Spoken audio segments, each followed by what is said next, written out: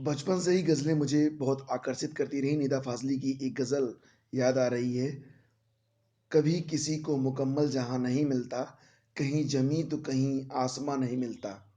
Friends, इस दुनिया में सारी चीज़ें, सारे लोग, सारी स्थितियाँ कभी भी आपके अनुसार नहीं हो सकती हैं।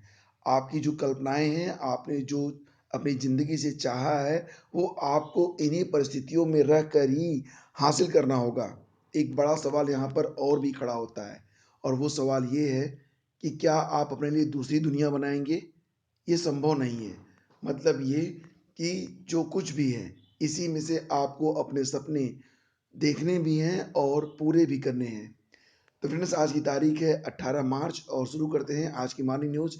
सबसे पहले बात करेंगे यहाँ पर विज्ञापन संख्या 46 थी वो और इसमें 315 लोग असिस्टेंट प्रोफ़ेसर के तौर पर चुने गए थे। फिलहाल इन्हें वक़्त का मारा भी आप कह सकते हैं। पहली बार हुआ ये कि जब इनकी काउंसलिंग शुरू होने वाली थी, तो मामला ऑफ़लाइन से ऑनलाइन चला गया। मामला कोर्ट में पहुँचता है, कोर्ट से फिर आदेश आता है कि चलिए आप इनकी ऑफ़लाइन काउंसलिंग चलाइए। फिर ये लोग तैयार हो जाते हैं, चलो ऑफ़लाइन या ऑनलाइन जो भी करवा लो, काउंसलिंग करवा लो। काउंसलिंग होती भी है और उसके लिए डेट्स भी आती है, लेकिन काउंसलिंग का जो डेटा होता है, वो आयोग ओपन नहीं कर पाता है। मतलब ये कि एक पुरानी कहावत है ना कि एक तो तीखी थी लौकी, ऊपर से नीम पे चढ़ गई। फिर उसके बाद क्या होता है फ्रेंड्स, उसके बाद होता ये है कि अब इनसे दोबारा से कहा गया है कि आप अपना पूरा डेटा उपलब्ध करवाएँ। अब ये अपना डेटा उपलब्ध करवाएँगे 16, 17 और 18 मार्च को। हालाँकि वेबसाइट इसके लिए ओपन कर दी गई है, आप देख सकते हैं। और इस वेबसाइट पर आज अपना डेटा उपलब्ध कराने की यानी कि ऑनलाइन काउंसलिंग की लास्ट डेट है। हालाँकि अब अगर डेटा ओपन हो भी जाएगा, तो उसके बाद एक नया पेच इसमें और भी फँसने वाला है, वो है नियुक्ति का। क्योंकि नियुक्ति देने से पहले चुनाव आयोग की सहमति इसमें आवश्यक है। फिलहाल अगर इनकी नियुक्ति हो जाती है, तो भविष्य में ये असिस्टेंट प्रोफ़ेसर कहे जाएँगे, लेकिन एक लंबा धैर्य, एक लंबा वक़्त इन्होंने इसके लिए दिया है और इसके लिए फिलहाल यही कह सकते हैं कि सभी लोग सराहना के योग्य हैं। आगे बढ़ते हैं फ्रेंड्स, एलटी ग्रेड के बारे में बात करते हैं, तो एलटी ग्रेड का जो परिणाम है, वह जारी कर दिया गया है। शनिवार को एलटी ग्रेड का जो पहला रिज़ल्ट है, वो जारी हो चुका है, म्यूज़िक और एग्रीकल्चर मेल ब्रांच का। बाकी के रिज़ल्ट अभी जारी होने हैं। बहुत सारे लोगों ने सवाल किया कि फीमेल का क्या हुआ? तो फीमेल के भी रिज़ल्ट जो है जारी नहीं किया गया है फीमेल का रिज़ल्ट। और इसी के साथ फ्रेंड्स, यहाँ पर एक न्यूज़ और भी है कि जो सचिव हैं, उनका कहना है कि जो विधिक अड़चनें थी, वो धीरे-धीरे सुलझ रही हैं।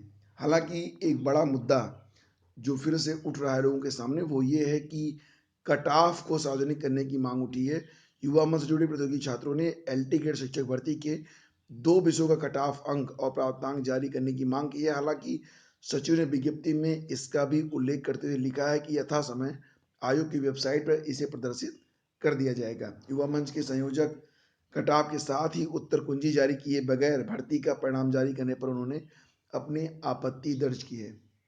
हालाँकि अगर आप देखेंगे तो पिछले 7-8 सालों के दौरान जितनी भी भर्तियाँ हो रही हैं 2011 के बाद से लेके अब तक, उसमें उत्तरमाला पर बहुत सारे ऑब्जेक्शन आ रहे हैं। मतलब ये कि बिना उत्तरमाला के निश्चित रूप से अगर परिणाम जारी होता है तो इस पर विवाद हो सकता है। हालाँकि ये बात मैंने कल जब कही थी तो कुछ लोगों ने इस पर आपत्ति दर्ज कराई थी। लेकिन जो प्रक्रिया नीट एंड क्लीन तरीके से हो सकती है, वो तरीका उसी तरीके से आगे बढ़नी चाहिए। मतलब ये कि पारदर्शिता बेहद ज़रूरी होती है। आगे बढ़ते हैं फ्रेंड्स और अब बात करते हैं यहाँ पर कुछ और भी न्यूज़ के बारे में। डेंटल सर्जन भर्ती परीक्षा कल जो संपन्न हुई है और इसमें कुल लगभग 60% अभ्यर्थी शामिल हुए। ठीक-ठाक है, मतलब ये कि आप देखते होंगे कि जितने फॉर्म भरे जाते हैं उसका लगभग 60% ही लोग परीक्षा में शामिल होते हैं। और एक बात मैं आपको और बता दूँ, फॉर्म जितने भी भरे जाएँ और जितने भी लोग परीक्षा में शामिल हों, ओनली 10% लोग ही सीरियस होते हैं। मतलब ये कि उन्हें परवाह होती है, वो अध्ययन करते हैं। लाइक ऐज़ मैं एग्ज़ाम्पल देता हूँ, जैसे लोअर पीसीएस के बारे में मैं जब प्रिपरेशन स्टार्ट करवा रहा हूँ और इस पर जब मैं कुछ चीज़ें डिस्कस करता हूँ या फिर यूजीसी नेट के बारे में करियर मंत्रा एजुकेशन पर जब मैं क्लास लगातार लाइव करवा रहा हूँ, तो मैं देख रहा हूँ कि चैनल पर बहुत सारे लोग होते हैं, लेकिन देखता कौन है? देखता वही है जो गंभीर है। बाकी के लोगों को या तो न्यूज़ से मतलब है या फिर मतलब ये कि उन्हें कोई शॉर्टकट चाहिए होता है, ठीक है? तो गंभीर किस्म के जो प्रतियोगी होते हैं, सफलता उन्हीं को प्राप्त होती है। यह सफलता की पहली शर्त है और इसके लिए एक लॉन्ग टर्म आपको इन्वेस्टमेंट करना पड़ता है, टाइम और डिसिप्लिन का। तो ये चीज़ें हमेशा ध्यान रखिएगा, कोई भी शॉर्टकट आपको अस्थायी सफलता की ओर तो नहीं ले जाएगा।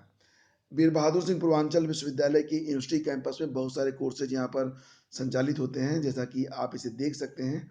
एमएससी, एमबीए और इसी के साथ MSc physics, MSc chemistry, MSc mathematics, ठीक है, एमए अप्लाइड साइकोलॉजी, एमसीए और भी बहुत सारी चीज़ें जैसे कि बीकॉम ऑनर्स या फिर बीए एलएलबी ऑनर्स। तो ये सारी चीज़ें यहाँ पर हैं और 15 मार्च से लेकर 30 अप्रैल के बीच में अगर एडमिशन लेना चाहते हैं आप तो ऑफिशियल वेबसाइट जो है vbspu.ac.in पर आकर आप इसमें अपनी रजिस्ट्रेशन कर सकते हैं, प्रक्रिया पूरी कर सकते हैं। जो एग्ज़ाम डेट है वो 11 जून है। अनाउंसमेंट ऑफ रिजल्ट होगा 21 जून को और एडमिशन शुरू होंगे 1 से 5 जुलाई के बीच में। बाकी की इन्फॉर्मेशन अगर आपको चाहिए तो ये नोटिफिकेशन आपको हमारे टेलीग्राम चैनल स्टडी विद ज्ञान प्रकाश पर भी मिल जाएगा। फ्रेंड्स, बात करेंगे अब आरआरसी ग्रुप डी का जो विज्ञापन है उसमें दो चेंज हुआ है। पहला चेंज किया गया है फिजिकल एफिशिएंसी टेस्ट के बारे में, ठीक है। तो नए बदलाव के तहत आरआरसी में नोटिफिकेशन के पैरा नंबर 14.2 जो कि पीईटी मतलब शारीरिक दक्षता परीक्षा से जुड़ा हुआ है, उसमें एक पॉइंट और जोड़ा गया है। पीईटी में जोड़े गए नए पॉइंट में लिखा है कि पीईटी 2 चरणों में होगा। पहले चरण में उम्मीदवार को एक तय वजन को एक निश्चित दूरी तक लेकर जाना होगा और जो लोग इसमें सफल होंगे उन्हें दूसरे चरण दैट इज रनिंग दौड़ में भेजा जाएगा। वजन उठाने वाले टेस्ट के कुछ देरी के बाद ही दौड़ वाला टेस्ट होगा। दोनों टेस्ट के बीच थकान को रिकवर करने के लिए एक गैप दिया जाएगा। वजन उठाने वाले टेस्ट में परीक्षार्थियों को कमर की ऊंचाई वाले एक बेंच या प्लेटफॉर्म से एक रेत का बोरा उठाकर दौड़ना होगा निश्चित दूरी तक और जो लोग इसमें सफल होंगे उनकी जो दौड़ कराई जाएगी, ठीक है। और किसी भी कंडीशन में बोरी जमीन पर टच नहीं होनी चाहिए। दूसरा जो बदलाव हुआ है फ्रेंड्स बहुत ही मामूली है, वो भी पैरा नंबर 16.1 में एक पॉइंट और जोड़ दिया गया है। नए पॉइंट में कहा गया है कि अगर 10वीं की सर्टिफिकेट या मार्कशीट पर रजिस्ट्रेशन नंबर नहीं है तो उम्मीदवार ऑनलाइन रजिस्ट्रेशन के दौरान रजिस्ट्रेशन नंबर की जगह रोल नंबर लिख सकते हैं। बस यही इतना सा चेंज है। और अभी भी आपको बता दें कि आरआरबी एनटीपीसी का जो विज्ञापन जारी हुआ है तो उसमें अंडर ग्रेजुएट और ग्रेजुएट के 13 पदों पर नियुक्ति के लिए आवेदन मांगे गए हैं। यह आवेदन 31 मार्च तक लिया जाएगा और रेलवे बोर्ड द्वारा जारी नोटिस के अनुसार आरक्षित वर्ग के छात्रों का रिजल्ट उन्हीं के कोटे में निकाला जाएगा। नए आदेश के अनुसार रेलवे की परीक्षा में ओबीसी, एससी, एसटी और फिजिकल हैंडीकैप के वैसे परीक्षार्थी जो प्रारंभिक परीक्षा पीटी में अगर अधिक अंक लाते हैं और दूसरे स्टेज की परीक्षा के लिए चयनित होते हैं, इनका रिजल्ट उसी कैटेगरी में होगा। मतलब ये कि परीक्षार्थी अधिक अंक लाने के बावजूद अनारक्षित श्रेणी में चयनित नहीं किए जाएंगे। मतलब ये होता है फ्रेंड्स कि अनारक्षित का मतलब क्या होता है? अनारक्षित का मतलब होता है कि सामान्य सीटें, ठीक है। सामान्य सीटें का मतलब ये नहीं होता कि सामान्य वर्ग के लिए होता है, जनरल कैटेगरी के लिए होता है, बल्कि एक जनरल रूल बनाए जाते हैं और उस जनरल रूल पर जितने भी अभ्यर्थी फिट बैठते हैं वो सारे लोग चयनित हो सकते हैं, ठीक है। तो मतलब ये होता है कि अगर कोई मतलब जैसे मान लीजिए कोई अगर कैंडिडेट है वो ओबीसी से है, एससी से है, एससी या फिर एसटी से है या फिर दिव्यांग भी है, अगर वो जनरल जो क्राइटेरिया है उसको वो फॉलो करता है तो वो जनरल सीट पर अपनी जो है सीट पक्की करता है। लेकिन अगर उसमें वो फिट नहीं होता है तो उसके बाद वो अपने रिजर्वेशन में जाता है। तो यहाँ पर अगर बात की जा रही है कि अगर कोई रिजर्व कैटेगरी का स्टूडेंट है, अगर वो मतलब क्वालिफाई करेगा तो अपने कैटेगरी में ही रहेगा, निश्चित रूप से इस पर विवाद होगा, ठीक है। तो नए नियम के 10% अलग से अनारक्षित श्रेणी के परीक्षार्थियों की सीटें भी तय की गई हैं। मतलब कि ईडब्ल्यूएस सर्टिफिकेट लगाएंगे जो जनरल कैंडिडेट के अभ्यर्थी, उनके साथ भी कुछ ऐसा ही है और ये मतलब ये सही नहीं है, ठीक है। जो जनरल सीटें हैं वो जनरल सीटें ही मानी जानी चाहिए। और इस बार रेलवे की ओर से 35,000 से अधिक पदों के लिए आवेदन मांगा जा रहा है। तो आपको ये भी बता दें कि देखिए जो रिजर्वेशन का रूल होता है जिस प्रकार से एक्सप्लेन किया जाता है मैं उसी के अकॉर्डिंग आपको बातें बता रहा हूँ। ऐसा मत समझिए कि मैं यहाँ पर कोई पक्षपात कर रहा हूँ। तो जो रूल्स है उसको फॉलो करना बेहद ज़रूरी है और अगर रूल्स को फॉलो नहीं किया जाता तो मामला निश्चित रूप से फिर कोर्ट कचहरी में जाके फंस जाती है बस इतना ही कहना है, मतलब कि पारदर्शिता बेहद ज़रूरी है। अब यहाँ पे फ्रेंड्स बात करेंगे तो रेलवे के नए फैसले से छात्रों में ऊहापोह की स्थिति है। 12 रेलवे भर्ती बोर्ड नए तरीके से करेंगे अभ्यर्थियों की बहाली और 35,000 सीटों के लिए मांगा गया है आवेदन। 31 मार्च तक आवेदन किया जा सकता है। देखिए फ्रेंड्स, अगर आप ट्विटर यूज़ करते हैं तो आप ट्विटर पर आकर स्टडी विज्ञान प्रकाश स्टडी विज्ञान ये हैशटैग है, इसको लगाकर भी आप हमसे कोई सवाल कर सकते हैं। अगर आपके पास कोई अच्छी कोटेशन है तो वो भी आप स्टडी विज्ञान प्रकाश या फिर स्टडी विज्ञान या फिर @स्टडी विज्ञान लिख कर आप हैशटैग लगा सकते हैं।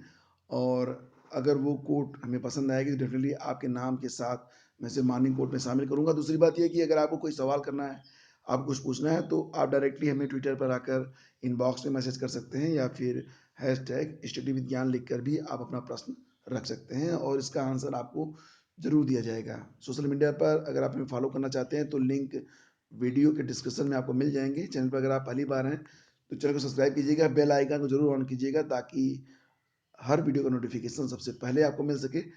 और इसी के साथ फ्रेंड्स, आज की न्यूज़ में बस इतना ही। मिलेंगे अगले वीडियो में, तब तक के लिए have a nice day, God bless you all.